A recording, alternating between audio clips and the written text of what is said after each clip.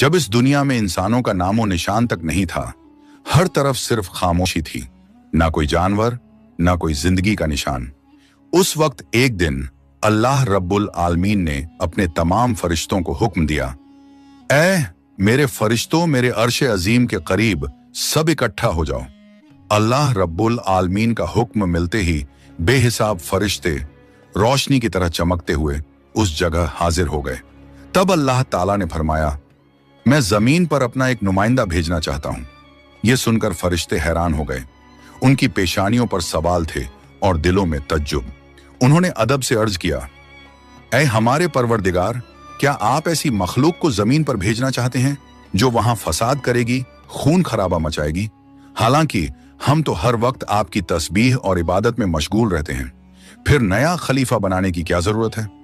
उनकी बात सुनकर अल्लाह रब्बुल आलमीन ने फरमाया, ऐ मेरे फरिश्तों, मैं वो जानता हूं जो तुम नहीं जानते। कौन मेरी इबादत करेगा और कौन नाफरमानी, इसका इल्म सिर्फ मेरे पास है। मैंने तुमसे मशवरा नहीं मांगा, सिर्फ बताया है। अल्लाह ताला की ये बात सुनते ही फरिश्तों के दिल कांप उठे। उन्होंने अपनी गलती महसूस की और फौरन तौबा कर लिया। फिर सजदे में गिरकर अल्लाह से माफी मांग ली। फिर अल्लाह ताला ने अपने 4 अजीम फरिश्तों को बुलाया, हजरत जिब्राइल, हजरत मिकाइल, हजरत इसराफील और हजरत इजराइल अलैहिस्सलाम। हुक्म मिलते ही अल्लाह रब्बुल आलमीन की बारगाह में हाजिर हुए। सबसे पहले अल्लाह ने हजरत जिब्राइल अलैहिस्सलाम को हुक्म दिया, ऐ जिब्राइल, जमीन पर जाओ और वहां से एक मुट्ठी मिट्टी लेकर आओ, जिससे मैं अपना खलीफा पैदा करूंगा।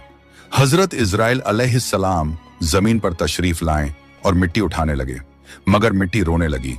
गिड़गिड़ा कर बोली, ऐ जिब्राइल, मुझे कहां ले जा रहे हो? जिब्राइल अलैहिस्सलाम ने फरमाया, मैं तुम्हें अल्लाह के पास ले जा रहा हूं। वो तुमसे एक ऐसी मखलूक पैदा करेंगे जो जमीन पर उनका नुमाइंदा होगी। ये सुनते ही मिट्टी और ज्यादा रोने लगी और बोली, ऐ जिब्राइल, मुझे मत ले जाओ। मुझसे जिन इंसानों को पैदा किया जाएगा वो अल्लाह की नाफरमानी करेंगे। फिर जब अल्लाह का अजाब उतरेगा तो मैं भी तो उनके जिस्म में रहूंगी। वो अजाब मुझे भी झेलना पड़ेगा और अल्लाह के अजाब को सहने की ताकत मेरे पास नहीं है। मेरी तरफ से अल्लाह से माफी मांग लेना।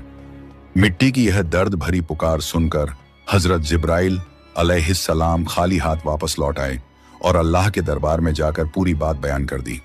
फिर अल्लाह ताला ने हजरत मिकाइल अलैहिस्सलाम को भेजा।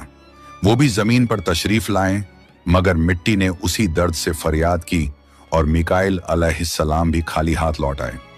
इसी तरह हजरत इजराफील अलैहिस्सलाम भी जमीन पर तशरीफ लाएं, मगर मिट्टी की आह सुनकर उनका दिल भी पिघल गया और वो भी मिट्टी उठाए बिना ही लौट आए। तीनों फरिश्ते खाली हाथ वापस आ गए। आखिरकार अल्लाह रब्बुल आलमीन ने हजरत इजराइल अलैहिस्सलाम को जमीन पर भेजा। जब इजराइल अलैहिस्सलाम जमीन पर तशरीफ लाएं तो मिट्टी ने फिर वही इल्तिजा की और बोली, ऐ इजराइल, मुझे मत ले जाओ, मुझे यहीं छोड़ दो। लेकिन इजराइल अलैहिस्सलाम ने फरमाया, ऐ मिट्टी, मैं तुम्हारी बात पर लौट नहीं सकता, क्योंकि मुझे अल्लाह का हुक्म मिला है और मैं अपने रब के हुक्म की खिलाफ वर्जी कभी नहीं करूंगा। यह कहकर उन्होंने मिट्टी उठाई और अल्लाह के दरबार में लौट आए। अल्लाह ताला ने बहुत खुश होकर फरमाया, ऐ इजराइल, क्योंकि तुमने मेरा हुक्म पूरा किया, मैं तुम्हें एक खास जिम्मेदारी देता हूं, इंसानों की रूहें कब्ज करने की जिम्मेदारी। इजराइल अलैहिस्सलाम ने अर्ज किया, ऐ अल्लाह, जब मैं इंसानों की रूह निकालूंगा तो उनके घर वाले मुझसे नफरत करेंगे और मुझे ही इल्जाम देंगे। अल्लाह ताला ने फरमाया, तुम फिक्र मत करो, हर मौत के लिए मैं अलग अलग सबब बना दूंगा। कोई बीमारी से जाएगा, कोई हादसे से, तो कोई बुढ़ापे से। लोग तुम्हें इल्जाम नहीं देंगे। ये सुनकर इजराइल अलैहिस्सलाम का दिल मुतमिन हो गया और फिर फरिश्तों ने अल्लाह के हुक्म से उस मिट्टी को मक्का शरीफ के करीब एक पहाड़ी पर रख दिया। बरसात की बूंदों से वो मिट्टी भीगती रही, धूप से सूखती रही और यूं कई साल गुजर गए। आखिर अल्लाह की कुदरत से उसी मिट्टी से हजरत आदम अलैहिस्सलाम का पुतला बन गया। अल्लाह ने फरिश्तों को हुक्म दिया, इस जिस्म को जन्नत में ले जाओ। फरिश्तों ने अदब से हुक्म माना और आदम अलैहिस्सलाम के जिस्म मुबारक को उठाकर जन्नत में ले गए और फिर लंबे अरसे तक वो जिस्म वहीं पड़ा रहा, बिना रूह के, बिल्कुल बेजान। फरिश्ते उसके करीब आते और उसे गौर से देखकर कहते, यही है वो जिस्म यही होगा अल्लाह ताला का खलीफा जमीन पर। मगर फरिश्तों का सरदार आजाजील, जो उस वक्त तक शैतान नहीं बना था, वो हमेशा हंसता, ताने मारता और आदम अलैहिस्सलाम के जिस्म का मजाक उड़ाता। वो सरदार था, इसलिए कोई फरिश्ता उसे कुछ कहने की हिम्मत नहीं करता।